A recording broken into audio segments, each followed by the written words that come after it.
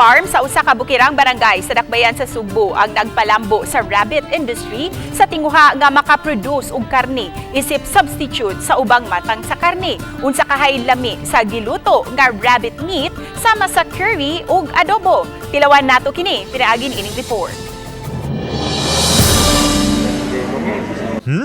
Kini ang lamiang sudan nga naa sa food tray. Curry ug aduna usay adobo. Kini ang putahe sa karning rabbit gikan sa usa ka umahan sa barangay Pamutan sa Dakbayan sa Sugbo. Gipatilawan kini sa mga tao ug adunay gilamian. Lami sir.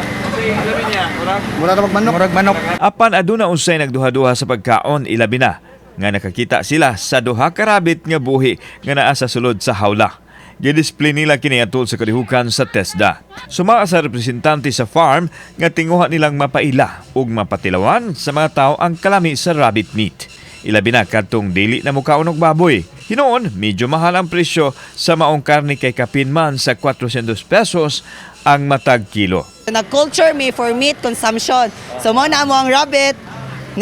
So far na kuan me na nangari. So nindot po sila no kay naka-taste po sila sa mga first time nga oh my god na nindot po dia ilang na-experience mo nga ay lami sa Judy Ice. Kauban si Godfrey Relian, ako si Alan Domingo. Balitang Bisdak.